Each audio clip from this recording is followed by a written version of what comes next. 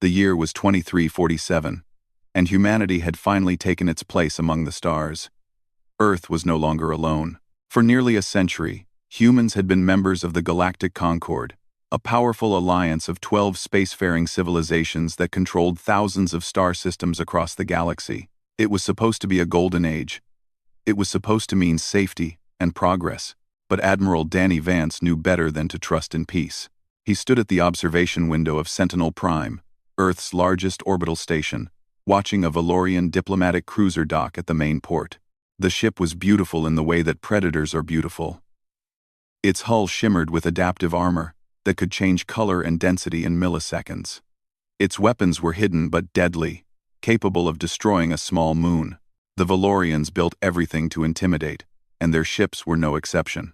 Danny was 58 years old, with gray hair cut short and eyes that had seen too many battles. He had fought in the border wars of 2309, lost friends in the siege of Titan, and watched humanity struggle to prove itself worthy of galactic respect. The Valorians had never respected them. To the Valorian Empire, humans were newcomers, children playing at being a spacefaring species. And today, Danny had to smile and be polite while they reminded him of that fact. The delegation arrived within the hour. Commander Zethkar led them. A tall figure with pale blue skin and forearms folded behind his back in the traditional Valorian posture of superiority. His eyes were black and cold, and when he looked at humans, he looked at them the way a person might look at insects. Behind him walked 6 officers in ceremonial armor, each one carrying enough weapons to conquer a small planet. Admiral Vance, Zethkar said, his voice translated through a small device on his collar. The Valorian Empire thanks you for this invitation. We are most curious to see what treasures humanity considers worthy of preservation. Danny forced a smile. We're honored by your visit, Commander. I think you'll find our Naval Heritage Museum quite educational. The tour began an hour later. Lieutenant Katie Dawson led the way, her blonde hair tied back in a neat bun, her blue uniform pressed and perfect. She was 32 years old and had spent the last 5 years as the museum's chief curator. She knew every ship in the collection, every battle they had fought, every crew member who had served aboard them. These vessels were not just metal and machinery to her. They were history. They were family. The museum occupied an entire section of Sentinel Prime, a massive hangar that held 17 ships from humanity's past. Some dated back to the early days of space exploration, primitive vessels that had carried the first humans beyond Earth's atmosphere. Others were warships from the conflicts that had shaped human civilization. They floated in zero gravity, held in place by magnetic moorings, lit by soft lights that made their old hulls glow like ghosts. Katie stopped before the first vessel, a massive battleship with a hull scarred by ancient weapons fire. This is the USS Constitution IV, she said. She was commissioned in 2187 and served for 60 years. Her magnetic rail cannons could accelerate tungsten slugs to 15% of light speed. She fought in the Martian Rebellion, the Luna Uprising, and the First Contact War. Zethkar walked around the ship slowly, his forearms unfolding as he examined the hull. Then he laughed. It was a cold sound, like stones grinding together. This is what you preserve? He asked. This primitive weapon? My personal shuttle has more firepower than this entire vessel. Katie's jaw tightened, but she kept her voice calm. The Constitution IV destroyed 47 enemy ships during the First Contact War. She saved Earth from invasion. Against what enemy? Zethkar asked. The Groks? They are barely more advanced than you were. Defeating them is no achievement. He turned to his officers and spoke in Valorian, and they all laughed together. The tour continued, and so did the mockery. The Valorians laughed at the USS Missouri Rising, calling her nuclear weapons barbaric toys.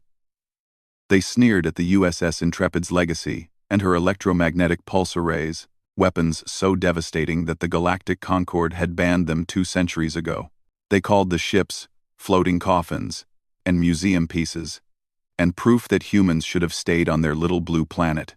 Katie showed them everything. The USS Defiance with her chemical propellant cannons, the USS Valor with her torpedo bays still loaded with warheads, the USS Guardian with her armor plating 3 feet thick. Each ship had a story. Each ship had saved lives and won battles, and brought humanity one step closer to the stars. And the Valorians laughed at every single one. Admiral Vance walked beside Zethkar, his hands clasped behind his back, his face carefully blank. He said nothing as the Valorian commander mocked humanity's history. He simply nodded and smiled and let the insults wash over him like water off stone. But Katie noticed something strange. When they passed the engineering sections, when they walked near the reactor cores and weapon systems, Vance's eyes moved differently. He was not looking at the exhibits. He was looking at the maintenance crews, the old men and women in worn uniforms, who worked quietly in the shadows. He was looking at the power cables that ran into each ship, the cables that should have been disconnected decades ago. After the tour ended, Zethkar stood before the assembled ships and delivered his final judgment. "The Valorian Empire preserves nothing," he said. "We do not cling to the past like frightened children. When a weapon becomes obsolete, we destroy it and build something better. This is why we have conquered 40 worlds while humanity has barely left its own star system." He turned to Vance with something like pity in his black eyes. "Perhaps one day you will learn this lesson, Admiral. Until then, enjoy your museum." The delegation departed that evening. Katie watched their cruiser disappear into the darkness of space, her hands trembling with anger. She found Vance standing alone at the observation window, staring at the stars. "Sir," she said, "how could you let them say those things? Those ships are our heritage, our history. Our ancestors died on those vessels." He was on dock. Vance was quiet for a long moment. Then he smiled. And it was not a diplomatic smile. It was the smile of a man who knew a secret.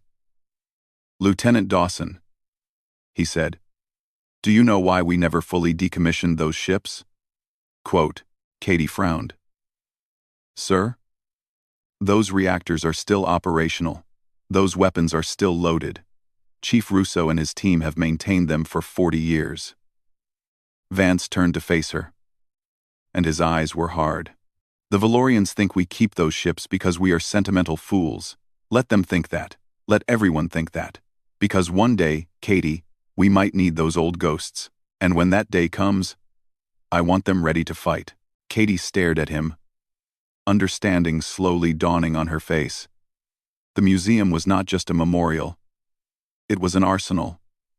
A secret weapon, hidden in plain sight. Vance looked back at the stars. "The Valorians have conquered 40 worlds," he said quietly. "But they have forgotten something important. The universe is old and dark, and full of things that do not care about their empire. And when those things come, all their fancy technology might not save them." He paused. "But our old ghosts might save us." 3 months later, the Crick swarm emerged from dark space, and everything changed. The warning came at 0347 hours on a Tuesday morning. Deep space sensors detected something massive emerging from the void beyond Neptune, something that should not have been there. Captain Greg Holloway was asleep in his quarters aboard the ESS Vigilant when the alarm tore through the ship. He was on the bridge in 3 minutes, still pulling on his uniform jacket, his heart pounding with the knowledge that this was not a drill. "Report," he said, sliding into the command chair. Lieutenant Amy Grant looked up from her sensor console, her face pale. "Sir, we're detecting thousands of contacts, possibly tens of thousands. They're coming from dark space, from the direction of the galactic rim." She swallowed hard. "Sir, the computer is having trouble counting them all." Greg stared at the main screen, watching red dots multiply like bacteria in a petri dish. He was 41 years old, a career officer who had trained his entire life for moments like this. But nothing had prepared him for what he was seeing. The contacts kept appearing, wave after wave, an endless tide of hostile signatures flooding into the solar system. "Identify," he ordered. The computer took 3 long seconds to respond. When it did, the bridge fell silent. "Crick swarm," the computer said. "Machine Intelligence Collective. Classification: Extinction level threat." Greg had heard of the Cricks. Everyone had. They were the monsters that parents used to scare children, the nightmare that spacers whispered about in dark bars on distant stations. They were a machine intelligence that traveled between galaxies, consuming entire civilizations, absorbing their technology, and moving on. They had destroyed the Kelleran Empire 3,000 years ago. They had wiped out the Pax Confederacy 500 years before that. And now they were here. The 7th Solar Defense Group assembled within 2 hours. 47 ships, the finest vessels humanity had ever built, equipped with quantum shielding and plasma lance cannons and adaptive targeting systems approved by the Galactic Concord. They were supposed to be the best. They were supposed to protect Earth from any threat. Greg looked at his crew as they prepared for battle. Amy at sensors, Lieutenant Mike Trent at weapons, Ensign Rachel Bloom at navigation, Commander Jack Santos, his first officer, standing at his shoulder. They were young and brave and had never faced anything like this. "All hands," Greg said over the ship-wide channel. "This is the captain. We are engaging an enemy unlike any we have faced before. The Cricks do not negotiate. They do not show mercy. They exist only to consume and destroy." He paused, gathering his thoughts. "But we are the defenders of Earth. We are the shield that protects 8 billion people, and we will not fail them. All stations, prepare for combat." The 7th Fleet met the Cricks at the orbit of Neptune. The battle began well. The Vigilant's plasma lances tore through the first wave of Cricks drones, their quantum shields deflecting return fire. For 3 glorious minutes, Greg allowed himself to hope. The enemy was dying. Humanity was winning. Then the Cricks adapted. It started small. A drone that should have been destroyed by a plasma blast instead absorbed the energy and redirected it. A missile that should have penetrated enemy shields instead bounced away harmlessly. Then another drone adapted, and another, and another. "Sir," Amy said, her voice shaking. "They're learning our weapons. Every time we fire, they analyze the attack and develop countermeasures. Our plasma lances are already at 60% effectiveness. 50%. 40. Greg watched in horror as the tide turned. Ships that had been winning moments ago were suddenly defenseless. The Cricks swarmed over them like locusts, tearing through hulls that could no longer be protected, silencing weapons that could no longer kill. The ESS Relentless vanished in a ball of fire. The ESS Defiant broke apart under concentrated assault. The ESS Hope, the largest ship in the fleet, was overwhelmed by thousands of drones that crawled across her hull and ate through her armor like acid. "Quantum shields failing," Mike reported. "They've figured out the frequency modulation. Plasma lances at 12% effectiveness. Sir, they're learning faster than we can adapt." Greg made a decision. "All ships, fall back to Mars.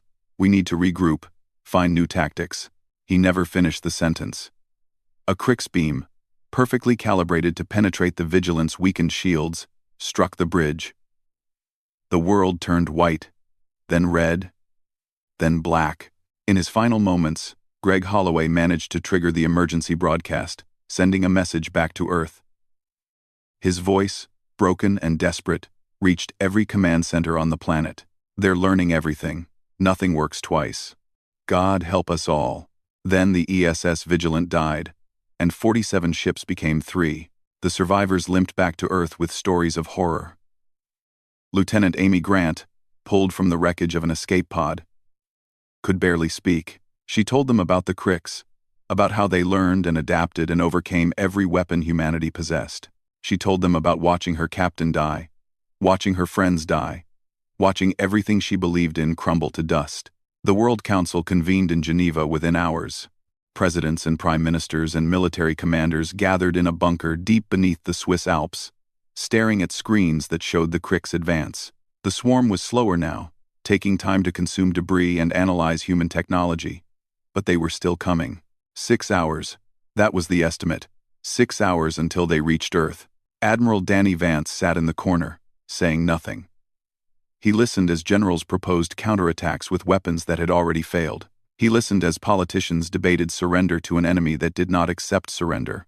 He listened as hope drained from the room like water from a broken vessel. The Galactic Concord sent a message. Their nearest fleet was 3 days away. They expressed their deepest sympathies. They promised to remember humanity fondly. "We're dead," someone said. "We're all dead." And then Danny Vance stood up. "No," he said. "We're not." The room fell silent. Every eye turned to the old admiral, the man who had survived the border wars, the man who had watched the Valorians mock humanity's history 3 months ago. "The Cricks adapt to our weapons because our weapons are sophisticated," Vance said. "They analyze targeting systems and shield frequencies and energy signatures. They learn patterns and develop countermeasures." He paused. "But what if we gave them something they couldn't analyze? What if we gave them something so old, so simple, so primitive, that their algorithms couldn't find patterns to learn?" The council stared at him in confusion.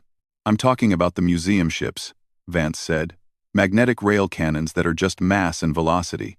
Nuclear warheads that are just explosion and radiation. Chemical propellant weapons that are just fire and metal." He looked around the room, his eyes burning with desperate hope. "Thank you for watching." And then unsubscribe. Underlive. He looked around her. "Thank you for watching." Underlive. "Thank you for watching." Underlive sang with 2%. "The Cricks have analyzed everything in the Galactic Concord database, but those ships aren't in the database. That technology is 200 years obsolete. No one uses it anymore. No one except us." "You're insane," someone said. "Maybe," Vance admitted. "But we're out of sane options." He turned to the main screen, where the Cricks swarm continued its relentless advance toward Earth. "6 hours," he said. "Give me 6 hours, and I'll give you a miracle." Nobody believed him, but nobody had a better idea, and so the order went out. Encrypted and desperate. To a museum floating in orbit above Earth. The order to wake the old ghosts. The order to fight with weapons that the universe had forgotten. The order to save humanity with relics that everyone had ridiculed. Lieutenant Katie Dawson was standing in the observation deck when the message arrived. She had been watching the distant flashes of light near Neptune, knowing that each flash meant another ship dying, another crew lost. The defeat of the 7th Fleet had been broadcast across every channel, and now the whole world waited in terror for the end. Her communicator buzzed. She looked at the screen and saw Admiral Vance's name. Her hands trembled as she answered. "Lieutenant," Vance said, "you know why I'm calling." "Yes, sir." Her voice was steady, even though her heart was racing. "How long do we have?" "Less than 6 hours. Can you do it?" Katie looked through the observation window at the museum hangar below, where 17 ancient warships floated in silence. Ships that everyone thought were dead. Ships that had been waiting, patient, and ready, for a moment exactly like this. "We can do it, sir," she said. "We've been ready for 40 years. She ended the call and ran. Chief Petty Officer Ben Russo was in the engine room of the USS Constitution 4 when Katie found him. He was 73 years old, with white hair and weathered hands that had spent decades caring for machines that everyone else had forgotten. He had been a chief engineer in the border wars, had served on ships that no longer existed, had watched humanity change and grow and reach for the stars. And through it all, he had kept the old ships alive. "Ben," Katie said, breathless. "It's time." The old man looked up from the reactor console he was adjusting. His eyes, still sharp despite his age, met hers. He did not ask questions. He did not hesitate. He simply nodded and reached for his communicator. "All hands, this is Chief Russo. Operation Lazarus is a go." "Repeat, Lazarus is a go. All stations report to your ships. We have 6 hours to save the world." The museum came alive. From every corner of Sentinel Prime, they came. Retired veterans who had refused to leave their ships behind. Young cadets who had volunteered for what everyone called the museum duty without knowing its true purpose. Engineers and technicians and weapons specialists who had kept the secret for decades, maintaining ships that were supposed to be decommissioned, loading weapons that were supposed to be empty. Katie watched them assemble, a ragtag army of old soldiers and young idealists. They wore different uniforms from different eras. Some had medals from wars that history books had forgotten, others had never seen combat at all, but they all had one thing in common. They believed in the old ships. They believed in humanity's past. Commander Laura Price arrived last. She was 61 years old, pulled from retirement on a farm in Montana, where she had been growing tomatoes and trying to forget the stars. She had commanded destroyers and cruisers and battleships during her 40-year career. She had won battles that seemed unwinnable and survived wars that should have killed her. And when the call came, she had not hesitated. "Katie," she said, clasping the younger woman's hands. "I always knew this day would come. I just hoped it would come sooner." "We all did, ma'am," Katie gestured toward the hangar. "The ships are ready. The crews are assembling. We just need someone to lead them." "No." Laura looked at the ancient vessels, her eyes filling with tears. She knew these ships. She had served on some of them as a young officer, had walked their corridors and manned their guns and bled for their causes. They were old friends. Ghosts from a past that everyone else wanted to forget. "Then let's wake them up," she said. The activation sequence took 4 hours. It was supposed to take 6, but the crews worked with desperate speed, knowing that every minute counted. Reactor cores that had been dormant for decades hummed to life. Weapon systems that had been silent for generations powered up with ancient roars. Navigation computers booted using software so old that no one in the galaxy still used it. Katie coordinated from the central command station, watching status reports flow across her screens. The USS Constitution IV was online, her magnetic rail cannons charged and ready. The USS Missouri Rising was loaded with nuclear warheads, weapons so destructive that the Galactic Concord had banned them centuries ago. The USS Intrepid's legacy prepared her electromagnetic pulse arrays, technology so brutal and indiscriminate that civilized species refused to use it. The USS Defiance, the USS Valor, the USS Guardian, the USS Redemption. 7 ships in total, all that could be made ready in time. 7 ancient vessels against a swarm that had destroyed 47 modern warships in minutes. It was madness. Everyone knew it was madness, but it was the only chance they had. Ben Russo climbed aboard the Defiance, taking his place at the weapons console where he had served 50 years ago. His hands found the controls with the ease of muscle memory, fingers wrapping around triggers that fit like old friends. Around him, other veterans did the same, returning to stations they had left decades ago, remembering skills they had thought they would never use again. "Just like riding a bicycle," Ben muttered to himself. "A bicycle that shoots nuclear weapons." On the Constitution 4, Laura Price took the captain's chair. The leather was cracked and worn, shaped by decades of commanders who had sat here before her. She ran her hands over the armrests, feeling the history beneath her palms. "Attention all ships," she said, her voice broadcast to every vessel in the ragtag fleet. "This is Commander Price. In 2 hours, we're going to fight an enemy that has destroyed everything we've thrown at it. We're going to fight with weapons that the rest of the galaxy calls obsolete. We're going to fight with ships that everyone said should have been scrapped 2 centuries ago." She paused, looking around at her bridge crew. Young faces and old faces, scared faces and determined faces. Human faces, all of them, carrying the weight of their entire species on their shoulders. "The Cricks have analyzed every weapon in the Galactic Concord database," Laura continued.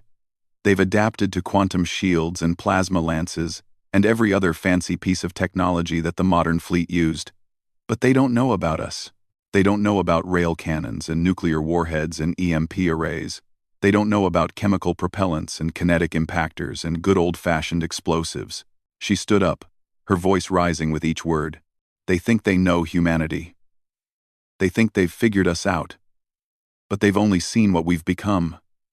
They haven't seen what we used to be. They haven't seen the weapons that conquered our own solar system. They haven't seen the brutality and the cleverness and the sheer stubborn refusal to die that made us a spacefaring species in the first place." The bridge was silent, every eye fixed on their commander. "We're going to show them," Laura said. "We're going to show them what humanity was built from. We're going to show them that the past isn't just something we keep in museums. It's something we carry with us, in our blood and our bones and our souls." She sat back down, her hand finding the throttle control. "All ships, prepare to launch. We have an appointment with the enemy." On the observation deck, Admiral Vance watched the museum ships undock from Sentinel Prime. Their hulls were scarred with age, their designs primitive compared to the sleek vessels of the modern era. They looked like relics. They looked like antiques. They looked like exactly what the Valorians had called them 3 months ago. Floating coffins and primitive scrap.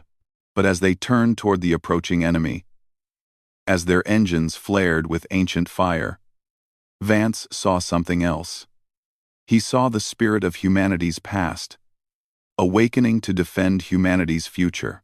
He saw weapons that had won 100 wars, carried by crews who refused to let those wars be forgotten. "Godspeed," he whispered. "Show them what we're made of."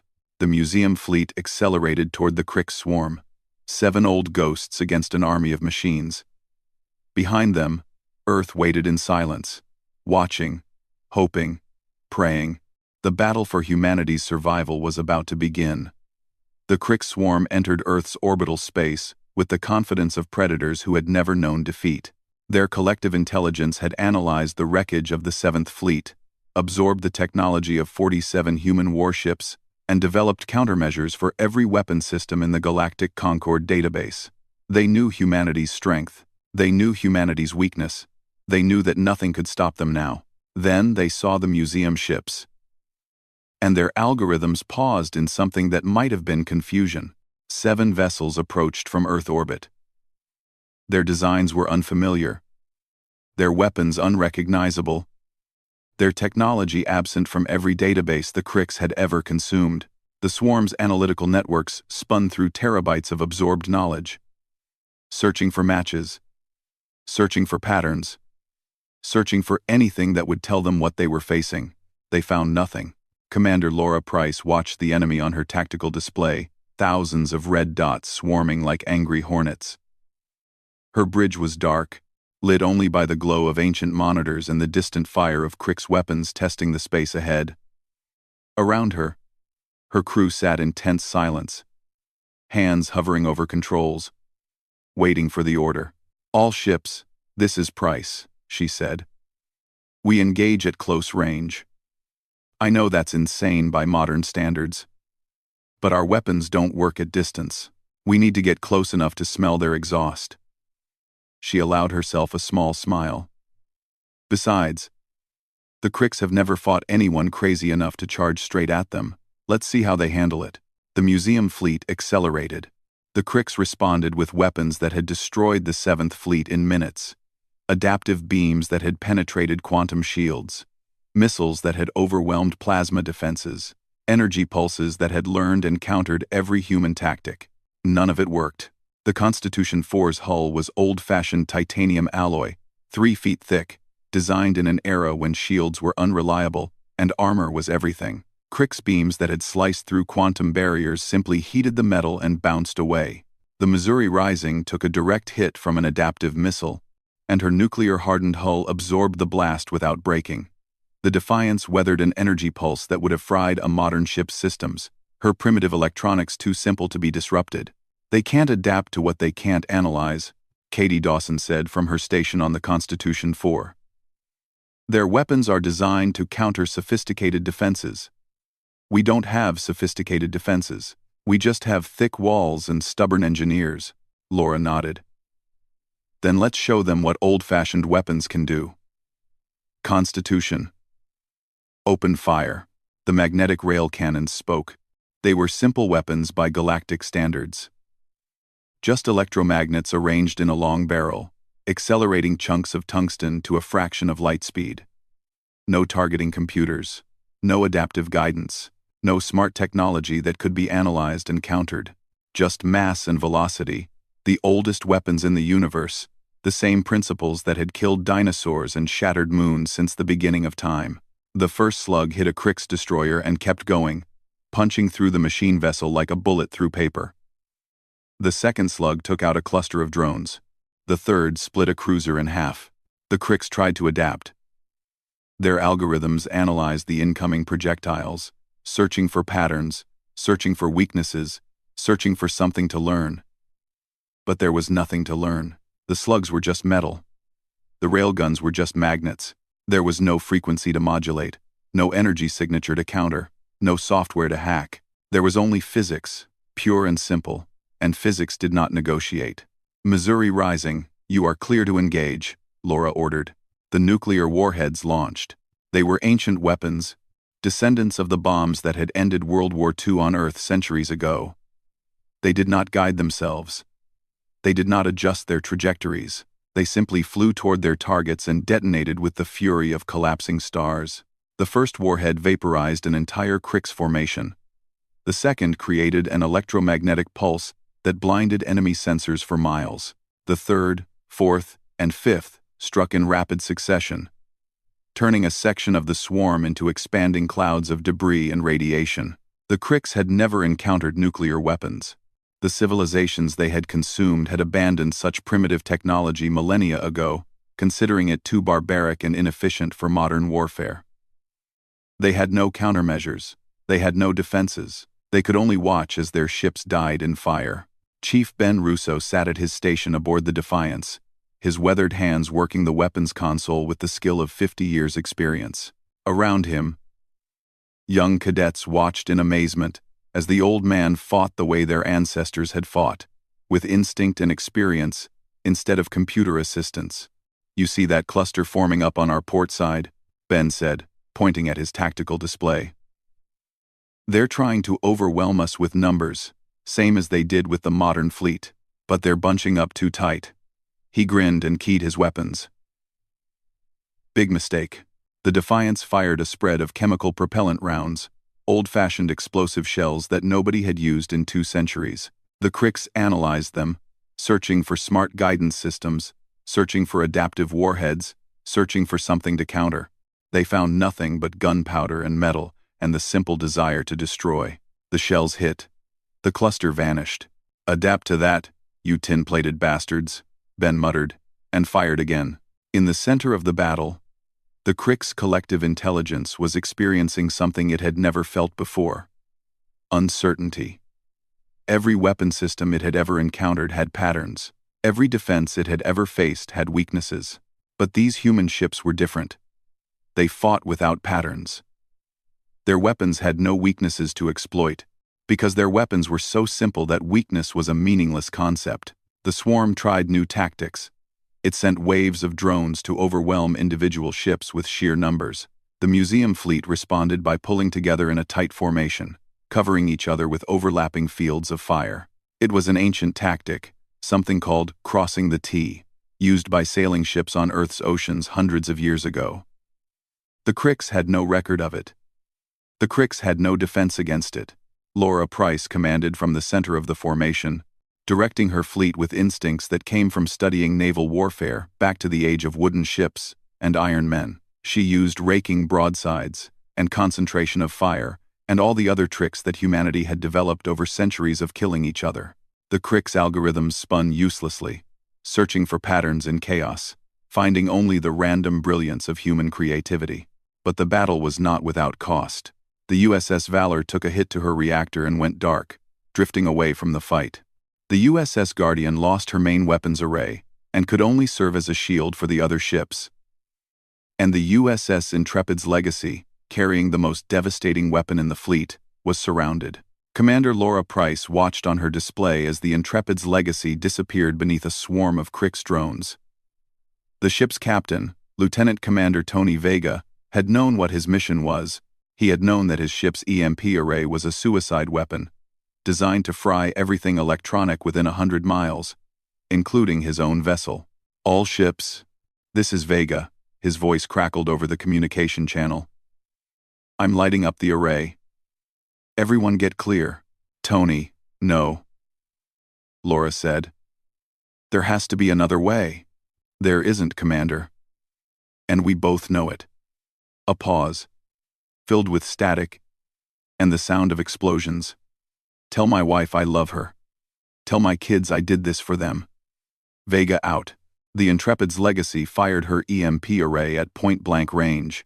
The pulse was invisible, just a wave of electromagnetic force spreading outward at the speed of light. But its effects were devastating. Every Krix drone within 100 miles died instantly. Their neural networks fried.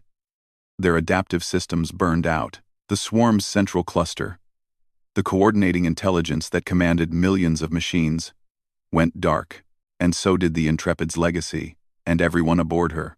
Laura watched the ship go silent, watched the life signs on her display flatline one by one. She said nothing. There were no words, but the sacrifice had broken the swarm's coordination. Millions of Krix machines, suddenly cut off from their collective intelligence, began to drift aimlessly, their individual processors too limited for independent action. "All ships," Laura said, her voice thick with grief and determination. "Finish them." The remaining museum ships charged forward, rail cannons blazing, nuclear warheads flying, chemical propellants roaring. They tore through the disorganized swarm like wolves through sheep, destroying machines that could not adapt, could not coordinate, could not do anything but die. In 17 minutes, the heart of the Krix swarm was broken. The survivors fled toward dark space, their collective intelligence reeling from an encounter they could not process. They had come expecting to fight the future, and instead met the past. And the past had been very, very angry. On the bridge of the Constitution 4, Laura Price sat in her captain's chair and watched the enemy retreat.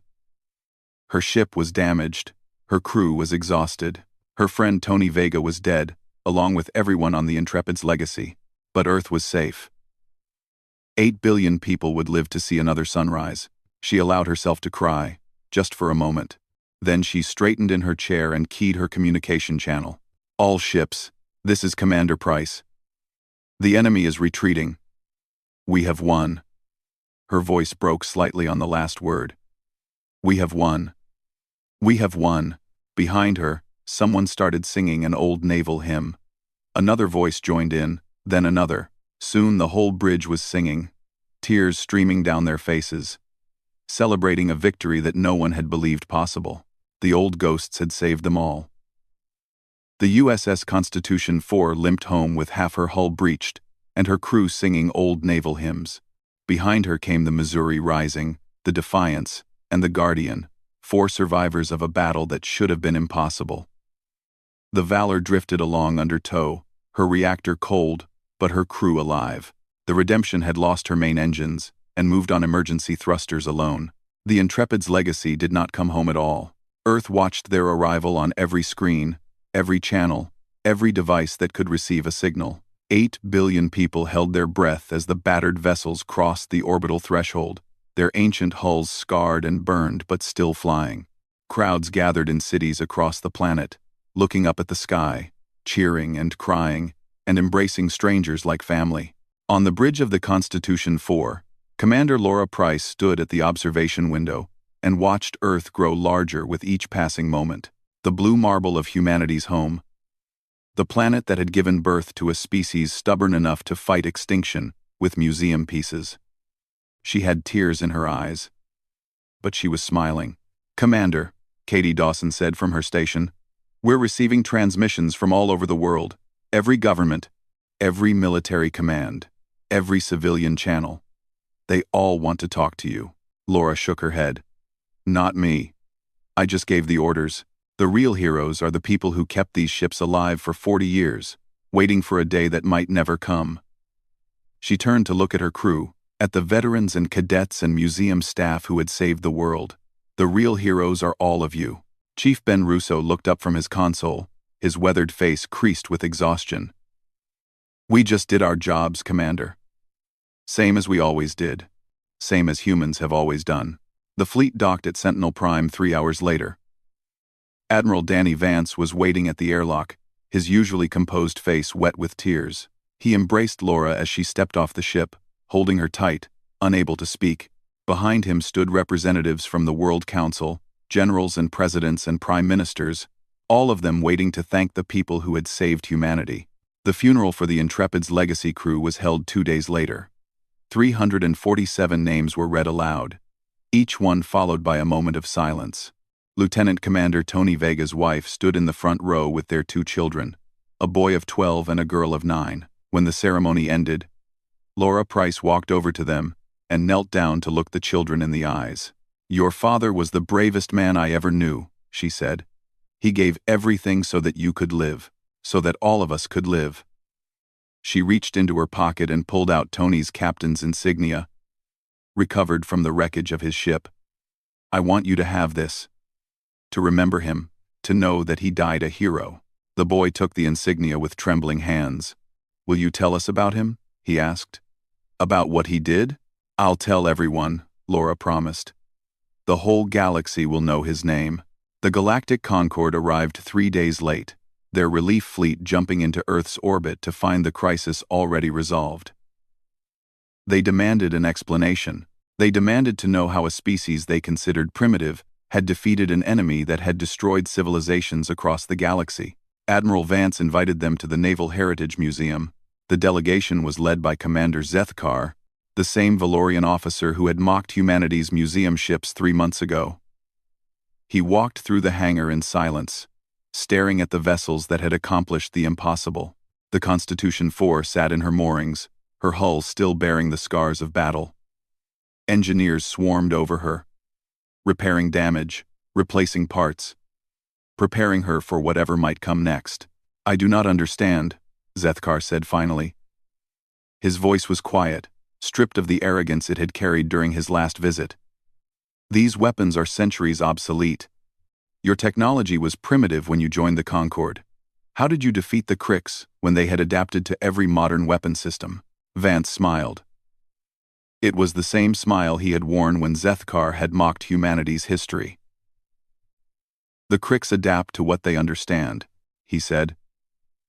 "They analyze patterns and develop countermeasures. But our old weapons don't have patterns. They're too simple.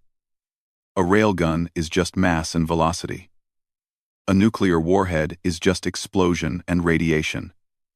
There's nothing to analyze, nothing to counter." He gestured at the museum ships. The Krix came expecting to fight the future. Instead, they met the past. And the past was angry. Zethkar was silent for a long moment. Then he did something that no human had ever seen a Valorian do before. He bowed, low and deep, a gesture of profound respect. "The Valorian Empire was wrong about humanity," he said. "We thought you were weak because you preserved your past. We thought you were sentimental fools, clinging to relics that should have been destroyed." He straightened, his black eyes meeting Vance's gaze. "We were the fools. You did not preserve these ships because you were weak. You preserved them because you knew something we had forgotten." "And what's that?" Vance asked. "That the past is not just history," Zethkar said. "It is strength. It is wisdom. It is all the lessons learned in blood and fire and sacrifice." He looked at the Constitution 4, at the ancient vessel that had saved a planet. "My empire has conquered 40 worlds, but we have forgotten how we conquered them. We have thrown away the weapons and tactics that made us strong. We have nothing left but our pride." He turned back to Vance. "Will you teach us? Will you show us how to remember?" The news spread across the galaxy within days. The story of the museum ships, the relics that had destroyed an extinction-level threat, became the most talked-about event in Galactic Concorde history. Delegations from a dozen species requested permission to visit Earth's Naval Heritage Museum. They wanted to study the old ships. They wanted to understand how humans thought about warfare and history and survival. Lieutenant Katie Dawson became the most famous tour guide in the galaxy. She led delegations through the museum, explaining each ship's history, each weapon's purpose, each battle that had shaped humanity's journey to the stars. She told them about the crews who had served, the commanders who had led, the engineers who had kept the old ghosts alive. She told them about Tony Vega and the Intrepid's legacy, about sacrifice and courage, and the willingness to die for others. And she always ended the tour in the same place, standing before the battle-scarred hull of the Constitution 4. 3 months ago, she would say, a Valorian delegation came to this museum. They laughed at these ships. They called them primitive scrap and floating coffins. They said we were fools for preserving technology that should have been destroyed. She would pause, letting the words sink in. They were right about one thing. These ships are old. They are primitive. By galactic standards, they are relics from another age. She would reach out and touch the Constitution's hull, feeling the metal beneath her palm. But they saved us. When everything else failed, when our modern fleet was destroyed, and the enemy was adapting to every weapon we threw at them, these old ghosts remembered how to fight.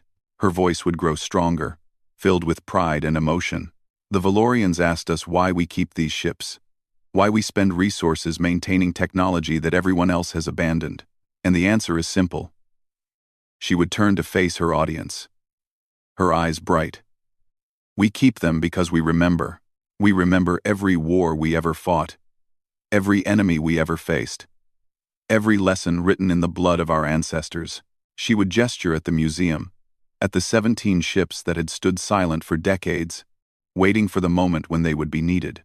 The universe is old and dark and full of dangers. There are enemies out there that don't care about technology or progress or civilization. There are threats that can't be defeated by fancy weapons and sophisticated defenses. She would smile, the same smile that Admiral Vance had worn when the Valorians mocked his species. But they can be defeated by stubbornness, by creativity, by the simple refusal to die. And that's what these ships represent. That's what humanity is made of. She would turn back to the Constitution 4, her hand still resting on the ancient hull. They called these ships relics. They called them obsolete. But when everything else failed, these old ghosts remembered how to fight. They remembered what it means to be human. Her voice would drop to almost a whisper. And they saved us all. The museum ships were repaired and returned to their moorings. But they were no longer just exhibits. They were legends. Symbols of humanity's spirit. Proof that the past was not something to be discarded, but something to be preserved and honored and remembered. And somewhere in dark space, the remnants of the Crick swarm drifted aimlessly, their collective intelligence still struggling to process what had happened. They had come to consume humanity. They had left having learned a lesson that their algorithms could never understand. Some things cannot be adapted to. Some enemies cannot be analyzed. Some species are simply too stubborn, too creative, too human to defeat. The old ghosts had proven that. And the galaxy would never forget it.